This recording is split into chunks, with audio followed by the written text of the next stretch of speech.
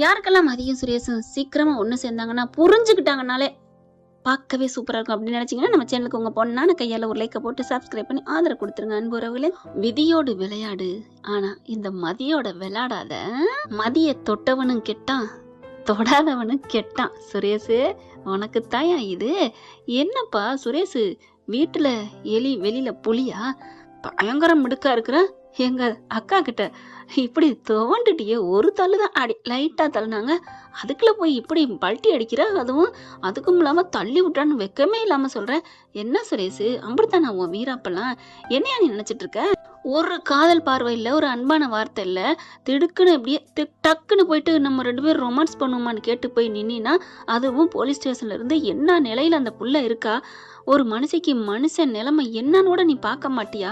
அவ எப்படி இருக்கா, என்ன சூழ்நிலை இருக்கா? பாவம் அப்பா அம்மாவை நொந்து போய் அவங்கள அங்கே விட்டுட்டு இங்கே வந்திருக்கமேன்னு கொஞ்சம் கூட ஒரு மனசுல ஈரம் இல்லாம உன் மாமங்காரன் சொன்னேன் அப்படிங்கிறக்காண்டி மதிக்கிட்ட போய் நம்ம ரொமான்ஸ் பண்ணலாம்னு கேட்குறியே. வச்சாலா ஆப்பு மதி? என்னடா நினைச்சிட்டு இருக்க? மதியா கொக்கா? என்னை பொறுத்த வரைக்கும் நீ விழுந்தியே, நீ வீக்கா இல்லை மதியக்கா ஸ்ட்ராங்கா? சொல்லுங்க ஃப்ரெண்ட்ஸ், கமெண்ட்ல உங்க பொண்ணான கையால கருத்தை தெரிவிச்சுட்டு லைக்கை போட்டு சப்ஸ்கிரைப் பண்ணி. ஆனா ஒன்று சொல்லலாங்க, தங்கராஜ் மாமா இன்னைக்கு தான் அதுக்கு உண்டான வேலையை பார்த்துருக்காருன்னு தான் சொல்லணும். தள்ளி விட்ட கையோட ஐயோ அம்மா அப்படின்னு விழுகிறாரு. எல்லாம் ஓடி வந்துருதுங்க.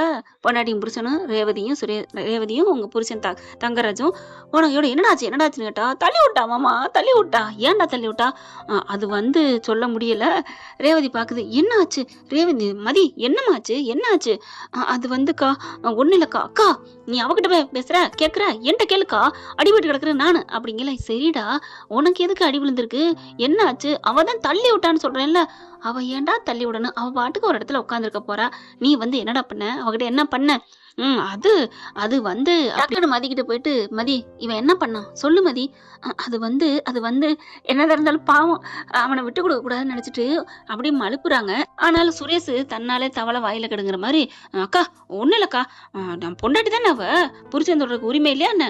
போயிட்டு லைட்டா தொட்டதுக்கு கரண்ட் மாதிரி ஷாக் அடிச்சு தூக்கி போட்டா என்னைய அப்படின்னு சுரேஷுக்கு பேசுறதா மதிக்கு பேசுறான்னு தெரியாம ரேவதி முழிக்குது. என்னது தொட்டியா? அது சரி, நீ ஏன்டா தொட்ட? உடனே தங்கராஜுக்கு புரிஞ்சு போச்சு. ஓஹோ, நம்ம சொன்னதுனால பாஞ்சிட்டான் போல இருக்கே. அடே, நேரங்காலம் பார்த்து அவன் மனசை புரிஞ்சுக்கிட்டு அதுக்கப்புறம் வாழ்க்கையை தொடங்கியிருக்கணும். சொன்னோன்னே வந்தோடனே அப்படியே டமக்குன்னு நீச்சல் தெரியாதவன் கிணத்துக்குள்ள போய் தள்ளி விட்டா அந்த கிணத்துக்குள்ள இருந்து தவிக்கத்தானே செய்வான். நல்லா நீச்சல் கத்துக்கிட்டு அதுக்கப்புறம் பூந்தா தானடா நல்லா விளையாடலாம், நீச்சல் அடிக்கலாம். ஐயோ ஏன்டா சுரேஷ் என்னடா பண்ணி வச்சிருக்க? மாமா நீங்க தானே மாமா சொன்னீங்க. 2 பேரும் பாக்குறாங்க, சுரேஷ் ரேவதியும் மதியும். என்னங்க நீங்க சொன்னீங்களா? இல்ல ரேவதி, அது வந்து அது கார்த்திக் மாதிரி பேசுறாரு. சொல்லுங்க என்ன பண்ணீங்க? அட 2 பேருக்கு சண்டை சச்சரவா இருக்குல்ல, புருஷன் பொண்டாட்டி ஒண்ணு மண்ணுமா இருந்தா எந்த சண்டையும் வராதுல்ல, இது நம்ம கேள்விப்பட்டிருக்கோம்ல, அதைத்தான் சொன்னேன். இவன் இப்படி பாய்வான்னு யாருக்கு என்ன தெரியும்? ஏன்னா மாப்பிள்ள இப்படி பண்ணி வச்சா? போங்க மாமா, உங்களாலதான் எல்லாம் அப்படின்னு சொல்ல, சரி வா வா வா அப்படின்னு சொல்லிட்டு மருந்து வைக்க கூட்டி போறாரு. ரேவதி பாக்குது, மதி அவன் ஏதோ அப்படி பண்ணிட்டான். ஐயோ அவனை நான் என்ன சொல்றது? அக்கா என் மேல உங்களுக்கு வருத்தம் இல்லையே, நான் ஏமா உன்னை வருத்தப்பட போறேன்? அவன் லூசு பைய, ஒரு பொண்ணு, அதுவும் நீ என்ன நிலைமையில இங்க இருக்கேன்னு எனக்கு தெரியும். அப்படி இருக்கல நீ மனசாலையும் சரி உடம்பாலையும் சரி நொந்து போயிருக்கடா. அவன் வந்து கைய வச்சா என்ன அர்த்தம்? என்ன அர்த்தம்? வழிபோக்கங்க இந்த சொல்றாங்களே அந்தந்த தொல்லை கொடுக்குறாங்கன்னு, அந்த மாதிரிதான் உனக்கு கொடுத்துருக்கான். ஐயோ அக்கா, அவர் ஒன்னும் வேணுக்குன்னு செய்யல, என்ன நினைச்சு செஞ்சாருன்னு தெரியல, எனக்கு திடீர்னு வந்தோடனே ஒரு மாதிரி ஆயிடுச்சு, அதனால சும்மாதான் அப்படி கைய வச்சேன், அவரு போய் விழுந்துட்டாரு, நான் தள்ளி விட்டேன்னு அவங்க அம்மா மாதிரியே போய் சொல்றாங்க. அக்கா இப்ப தெரியுதுக்கா, 2 பேரும் இப்படி ஒரு பொய் புழுனியா இருக்காங்க. ஆனா நீங்க எப்படிக்கா நல்லவங்களா இருக்கீங்க? தெரியலையே மதி, எனக்கு இயற்கையில ஆண்டவன் கொடுத்துருக்கான் அப்படின்னு சொல்லிட்டு, சரி மதி கோச்சுக்காத, நான் ஒன்றும் நினைக்கலக்கா, என் தம்பி ஏதோ லூசு கிடத்தனமா என் புருஷன் அவர் பண்ணியிருந்தனாலதான் இப்படி வந்து பண்ணியிருக்கான், மற்றபடி அவன் இப்போ உமனேஸ்வரலாம் இல்லைம்மா அப்படிங்கிறாங்க. ஐயோ அவரை பத்தி எனக்கு தெரியுது, எனக்கு புரியுது அப்படிங்கிறாங்க. என்ன மதி சொல்ற? அவனை பத்தி உனக்கு தெரியுதா? அப்படிங்கல.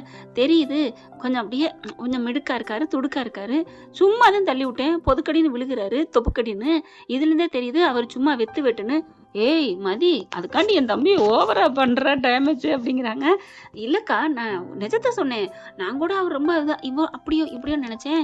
கடைசியில் கை வச்சோன்னா புதக்குன்னு விழுகிறாரு அப்படின்னு சிரிக்கிறாங்க. மதி பாக்குறாங்க. சரி நீ கொஞ்சம் பார்த்துக்கோ. அதுக்காண்டி அவனுக்கு பிடிக்காதான் நான் செய்ய சொல்ல மாட்டேன். அவனையும் நான் போய் இந்த அடிக்கிறேன், கண்டிக்கிறேன். உனக்கு தொட்ட கை இன்னைக்கு இருக்கட்டும். ஐயோ அக்கா, அதெல்லாம் செய்ய வேணாம் அப்படிங்கிறாங்க. நீ சும்மா இரு, நீ தைரியமா இரு. உன்னை மீறி இனிமே அவன் டச் பண்ண மாட்டான். நீயா பேசி தொடுற வரைக்கும் அவன் வரமாட்டான், போதுமா அப்படியே நிக்கிறாங்க. சரி நீ படுத்துக்கோ, நான் அவனுக்கு மருந்து இருந்து வச்சு அனுப்பிடுறேன் அப்படின்னு சொல்லிட்டு போறாங்க. அங்க பார்த்தா என்னடா மாப்பிள்ள பண்ண கேட்டுக்கிட்டு இருக்காரு. போமாமா, நீங்க சொல்லி போயிட்டு வாடி, நீ வந்து நம்ம 2 பேரும் சண்டை சச்சரா நடக்குது, நம்ம 2 பேரும் ஒண்ணு சேர்ந்துருவோம், ஒண்ணு சேர்ந்துட்டா நம்ம 2 பேரும் ராசியா இருப்போம், பிரச்சனையே வராதுன்னு தோலை போய் தான் தொட்டேன் மாமா. இப்படித்தான் தொட்டேன். என்னமோ நான் ஒரு ரவுடி மாதிரியும் அவ அப்படியே கல்யாணம் ஆகாத கன்னி பொண்ணு மாதிரியும் தொட்டோன்னு அப்படியே பாஞ்சிட்டா. டேய், கல்யாணம் ஆகுது ஆகல, விருப்பம் இருந்தா தாண்டா தொட விடுவாங்க எந்த பொண்ணா இருந்தாலும். என்னமாமா அவளுக்கு பேசுறீங்க சப்போர்ட்டு? டேய், நான் நியாயத்தை தாண்டா சொன்னேன். என்னமாமா நீங்க அப்படின்னு சொல்றீங்க இப்படி சொல்றீங்க? நீங்க தானே போய் தொட சொன்னீங்க. டேய், அவளுக்கு விருப்பத்தோட நல்லா ராசியா பேசிக்கிட்டு பண்ண சொன்னேன். நீ காஞ்ச மாடு கம்பளை போன மாதிரி போயிட்டா. அந்த பிள்ளை இதோட தள்ளி விட்டோட நினைச்சுக்க, சந்தோஷப்படு. மாமா என்ன சொல்றீங்க? அட ஆமாடா, மதியை பத்தி நமக்கு நல்லா தெரியும். எப்பேற்பட்ட ஆளுன்னு நீயும் கத்துக்க, நானும் கத்துட்டு இருக்கேன். மதியிட்ட போய் விளையாடாதடா, விதிக்கிட்டு கூட விளையாடலாம்டா, பெரிய ஆளா இருக்காடா. என்ன பண்றது, நமக்கு ஏத்த பொண்ணாதான் வந்திருக்கா. என் தங்கச்சி நல்லவதான். ஆனா அவ மனசு புரிஞ்சுக்கிட்டு அதுக்கப்புறம் நீ தொடு, சரியா? சரி மாமா. அதுக்குள்ள அக்கா வருது. ஏன்டா அப்படி பண்ணி வச்சா அப்படின்னு முதுகுல சாத்தா. ஏய் மாப்பிள்ளை, ஏண்டி தட்டுற படி அப்படிங்கிறாங்க. என்ன பண்ணி வச்சிருக்கான்? ஏண்டா விருப்பம் இல்லாம ஒரு பொண்ணை போய் பண்ணலாமா? ஏன் இப்ப என்னவா? சும்மா இருங்க அப்படின்ட்டு, இங்க வாடா தைலம் தேப்போம், அதெல்லாம் ஒண்ணு வேணாம் போ அப்படின்னு எந்திரிச்சு போறாங்க. டே சுரேஷ், இந்தாடா தைலம், போக்கா வேணாம் அப்படின்ட்டு போறாங்க. என்ன பண்றாங்க? ஷோ, டே சுரேஷ் தைலம் வாங்கிக்கடா அப்படின்னு கத்துறாங்க. எனக்கு வேணாம் அப்படின்ட்டு போறத மதி காதுல விழுகுது. என்ன மருந்து தேய்க்காம வராரு? அப்படியே வந்து உட்காடுறாங்க. இங்க இவங்க இந்த சைடு படுத்திருக்காங்க. அந்த வீட்டுல எப்படி இருந்தாங்களோ அதே மாதிரி இங்கிட்டு வந்து படுக்கையில அப்படி திரும்புறாரா. திரும்பிட்டு ஏசி அப்படி போடுறாரு. பார்த்தா நெத்தி பாத்தீங்கன்னா அப்படியே புடைச்சு போயிருக்கு. அப்படி இவங்களுக்கே ஒரு மாதிரி ஆகுது. மதிக்க சே, இவருக்கு ஒரு மாதிரியா இருக்காரு, என்ன பண்றது, பாவமா இருக்கே. அப்படியே கூனி குறி போர்வை எடுத்துட்டு அப்படியே படுத்துக்கிறாரு. மதி பாக்குது.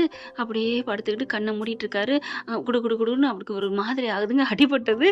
எந்திரிச்சு வந்து பக்கத்துல உட்காடுறாங்க. காயமா இருக்கே, வீங்கி இருக்கே, புடைச்சு போயிருக்கே. எந்திரிச்சு பாக்குறாங்க. இங்க தைலம் எதுவும் இல்லை. எந்திரிச்சு கீழே வராங்க. ரேவதி அக்கா பாக்குறாங்க, காணோம். ரேவதிக்கு போன் பண்ணோன்னே, என்னம்மா அந்த ஆயின்மெண்ட் கொடுக்குறீங்களா? ஏம்மா உனக்கு ஏதாவது அடிபட்டு இருக்கா? அவன் ஏதாவது பண்ணானா? அக்கா அதெல்லாம் இல்ல, அவருக்கு தான் நெத்தியில கொஞ்சம் வீங்கி இருக்கு, அதுதான். அப்படியே தூக்கி வாரி போடுது. அவனுக்கு வீங்கி இருக்குங்கிறத கவனிச்சு இவ தைலம் தைக்கிறாளா? ஐயோ ஐயோன்னு டக்குன்னு பக்கத்துல நிக்குது. தூக்கி போடுது மதிக்கு. அக்கா எப்பக்கா வந்தீங்க? நீ என் தம்பியை கவனிச்சு அவனுக்காக வைத்தியம் பாக்குறேன்னு மருந்து கேட்டியோ?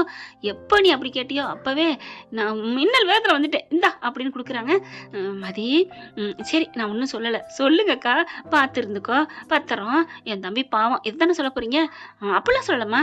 நீ பாவம், ஓகேவா? அக்கா நீங்க போய் சொல்றீங்கன்னு எனக்கு தெரியுது, நான்லாம் பாவம் இல்ல, நீங்க போங்க. ஐயோ நிஜமா தான் சொன்னையா, நீ பாவம் தானே அப்படிங்கிறாங்க. அக்கா பாவங்கிற வார்த்தையில எனக்கு பிடிக்கவே பிடிக்காதுக்கா. எதுக்குக்கா பாவங்கணும்? நம்ம என்ன உழைக்காம இருக்கோமா? நல்லா சம்பாதிக்கலையா? நேர்மை இல்லாம இருக்கிறோமா? நேர்மையோட இருந்தா யாருக்கு வேணாலும் எதுக்கு வேணாலும் தலை வணங்காம நிக்கலாம். தப்பு பண்ணா மட்டும்தான் தலை வணங்கணும், வேற எதுக்கும் வணங்கக்கூடாது. நேர்மையா இருந்து சல்யூட் அடிக்கலாம், வயசானவங்களுக்கு மதிப்பு கொடுக்கலாம் அப்படின்ட்டு போறாங்க. என்ன பொண்ணா இருக்கிறாளே மதி, உன்ன மாதிரி ஒரு பொண்ணு எங்க வீட்டுக்கு மருமகளை வர நாங்க தாமா கொடுத்து வச்சிருக்கணும். ஆனா எங்க ஆத்தா அப்பன் என் தம்பி புரிஞ்சுக்கலையே. சொல்லிட்டுதான் வந்திருக்கேன் என் தம்பிட்ட, என்ன பண்ணான்னு தெரியல அப்படின்னு நினைச்சிட்டு இருக்காங்க. இங்க மதி போறாங்க. சுரேஷ் அப்படியே நடுங்கிட்டு இருக்காரு. கிட்டக்க போய் உட்காந்து என்ன பண்றாங்க, தைலத்தை எடுத்து அந்த நெத்தியில தடவுறாங்க. இப்படி தடையுடல கண்ணு முழிச்சுறாரு. அப்படின்னு சொல்றாரு. வலி வந்து அம்மா அப்படின்னு கத்துறாங்க. ஒன்னும் இல்ல நான் தைலம் தான் தேய்க்கிறேன் அப்படின்னு சொல்லல. டக்குன்னு என்ன பண்றாரு, படாக்குன்னு எந்திரிக்கிறாங்க. கை அப்படியே மாட்டிக்கிறது. மாட்டினோட சடக்குன்னு அந்த முனங்கை வந்து நெஞ்சில விழுகுது. சுரேஷோட நெஞ்சில விழுந்த கையோட பட்டுன்னு பாக்குறாங்க 2 பேரும். கண்ணு நோக்கியா அப்படிங்கிற மாதிரி. என்ன இவ நமக்கு தைலம் தேய்க்கிறா அப்படிங்கல நினச்சிக்கிறாரு. இருங்க கொஞ்சம் தேய்ச்சி விட்டுறேன். இல்லை வேணாம் நான் தேய்ச்சிக்கிறேன், நீ ஏதாவது பண்ணிடுவ. ஷோ நான் ஒன்றும் பண்ணலை, இந்த வீடு உங்கள் அக்கா மாமா வீடு, நான் ஏதாவது பண்ணிட்டீங்கன்னு தப்பிச்சு போக முடியுமா என்ன?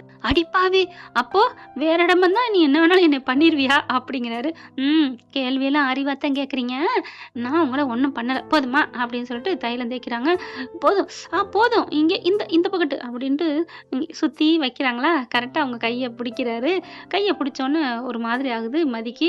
2 பேரும் ஒரு மாதிரியை பார்க்க நான் ஒன்றும் கேட்கல என்ன அப்படிங்கிறாங்க. கோவை சொல்ல மாதிரி என்ன அப்படின்னு மதி கேட்க, நான் ஒன்றும் கேட்கலம்மா, என்ன தடவுறேன்னு தான் பார்த்தேன், நான் எதுவும் சொல்ல, மறுபடியும் இந்த நெத்தியும் அடிபடுறதுக்கு நான் ஆள் இல்லைம்மா ஆள் இல்லை அப்படி சிரிப்பு வந்துடுது மதிக்கு. தேய்ச்சி விட்டுட்டு சரி படுத்துக்கங்க ஒன்றும் செய்யாது அப்படின்னு இங்கிட்டு போய் படுக்கிறாங்க. சுரேஷ் மதியை பார்க்குறாரு. என்ன இவளை புரிஞ்சிக்கவே முடியல, நமக்கு வைத்தியம் பார்க்குறா, அன்பா நிற்கிறா, வாட்டி தள்ளி விட்டா, அப்போ அவள் சொன்ன மாதிரி லைட்டாக தான் கை வச்சிருப்பாளோ, நம்ம தான் பயத்தில் விழுந்துட்டோமோ, எது வேணாலும் நம்ம குடும்பம் பண்ணிட்டு அவன் மேலே பழி போடுறோமோ அப்படின்னு நினச்சிட்டு ஃபீல் ஆகி அப்படியே வெளியில் பால்கனியில் வந்து நின்றுக்கிட்டு இருக்காங்க. என்ன செய்யறதுன்னே புரியலை. அப்படியே திரும்பி பார்க்குறாங்க. மதி கண்ணை மூடிட்டு அழகாக ஒரு குழந்த மாதிரி தூங்குறாங்க. தூங்குறத ரசிக்கிறாருங்க. பயப்புள்ள மனசுக்குள்ள மதி போயிட்டாருன்னு தான் சொல்லணும். எப்படியாங்க நல்லா இருந்தா சரி 2 பேரும். இந்த பற்றி உங்களுக்கு பிடிச்சிருந்துச்சுன்னா உங்கள் பொண்ணான கையால் ஒரு லைக்கை போட்டு சப்ஸ்கிரைப் பண்ணி ஆதரவு கொடுங்க அன்பு உறவுகளே. இந்த கதை இப்படி போனால் நல்லா தானே இருக்கும் ஃப்ரெண்ட்ஸ். தேங்க்யூ. இந்த வீடியோ உங்களுக்கு பிடிச்சிருந்தா தயவு செய்து லைக் பண்ணுங்க. இன்னும் அப்டேட்ஸ்க்காக சேனலை சப்ஸ்கிரைப் பண்ண மறக்காதீங்க. நம்ம கிட்ட இருக்க எல்லா சேனல்ஸோட லேட்டஸ்ட் வீடியோ அப்டேட்ஸ்க்காக மேல ரைட் சைடுல காட்டுற லிங்கை கிளிக் பண்ணி வாட்ஸ்அப் குரூப்ல ஜாயின் பண்ணுங்க. உங்களிடம் விடைபெறுவது நான் உங்கள் மெஹர்.